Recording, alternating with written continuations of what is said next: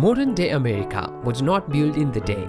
Coming to these years, the American land had to endure many unjustified innocent blood and tears. In other words, I think I would not be mistaken if I say modern-day America prospered into those bloods and tears to become one of the leading nations in the whole world. Likewise, in today's episode, we are talking about a company who grew up to become one and only African-American automobile company to this day. Yes, it is C.R Patterson and Sons. Before diving into that, you can also visit FolkBuzzDaily.com and find more contents you might be interested in. And make sure to subscribe to our channel for more amazing updates. During the time of transitional society back in the early 20th century, where hundreds of small automobiles companies sprouted across America as entrepreneurs recognized that society was transitioning from horse-drawn carriages to transportation powered by internal combustion engine. And even today, we have some of those companies still alive and growing, such as Ford and Chevrolet. But many others remain small, struggling to compete against the assembly lines of larger manufacturers. One such company was C.R Patterson and Sons of Greenfield, Ohio, the makers of Patterson Greenfield automobiles from 1915 to 1918. Although this name is not as popular as Ford today, it is a reason that it is never lost to the history, because it was and remains to this day the only African-American owned and operated automobile company. Charles Richard Patterson was born into slavery on a Virginia plantation in 1833. Not much is known about his life on the plantation, and historians also do not have a solid reason that could explain how he moved to Greenfield, Ohio, to the home of strong abolitionist sympathies. Well, but some says his family moved to Ohio in the 1840s, likely after buying their freedom, while others suggest that Patterson alone escaped in 1861. Whatsoever, he learned the skills of blacksmith and found work in the carriage-making trade, where he built a good reputation for building a high-quality product. In 1873, he formed a business partnership with white carriages maker in town, J.P. Lowe, who eventually became sole proprietor of the renamed C.R Patterson and Sons in 1893. It was a successful business employing 35 to 50 employees by the end of the century, and he became a prominent and respected citizen in Greenfield, Ohio. His company's catalog listed some 28 models ranging from simple open buggies to larger and more expensive closed carriages for doctors and other high professionals. When C.R. Patterson passed away in 1910, the business was held by his son Federick, who was already something of a pioneer. He was college educated and was the first black athlete to play football for Ohio State University.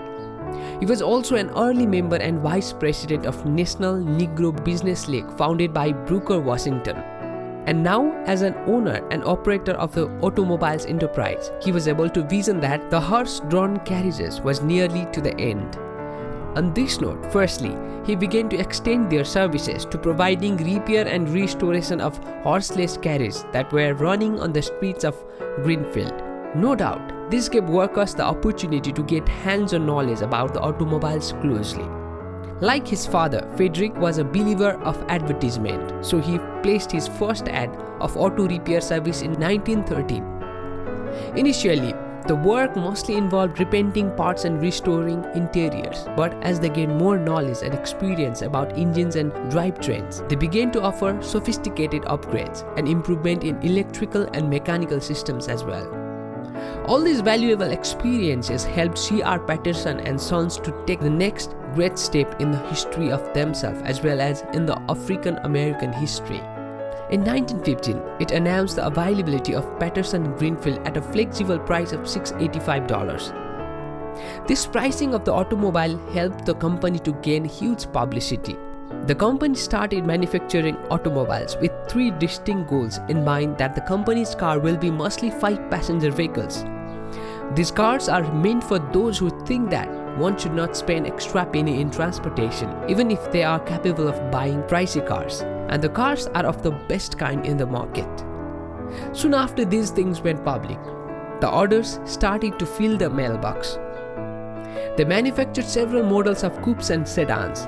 The company got huge praise in Greenfield, Ohio, and several nearer states like they had been getting with their carriages. But all this praise and name was proved to be fairly short-lived. In the growing age of mechanism and production lines, small independent companies like C.R Patterson and Sons were not able to compete on production and price against the rapidly growing car companies out of Detroit. In small quantities, parts and supplies were expensive, whereas the larger manufacturers were buying them at highly reduced price. Alongside, the labor hours per car were much higher than that of assembly line manufacturers. As a result, the profit margin on each Patterson Greenfield was low. In 1918, after building around 150 vehicles so far, they halted the production of the automobiles and restarted focusing on the repairing business. And later, in the 1920s, they started to build truck and bus bodies. These businesses proved to be quite profitable until the stock market crashed in 1929 and the Great Depression sets in. As with other small businesses, sales dried up and loans were hard to obtain. The company provided its service until 1939, and after 74 years, C.R. Patterson and Sons closed its doors forever.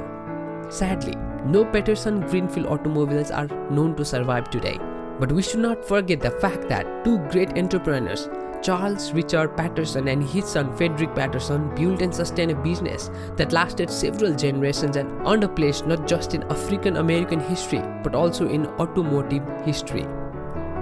They should be always remembered for their efforts despite hard and miserable time for black men in American society. What do you think about this video? Please let us know in the comment section down below. Also make sure to subscribe to our channel for more future updates. And you can visit FolkBuzzDaily.com to find more relatable content. Thank you for watching and we will see you in the next video. Till then, take care and stay safe.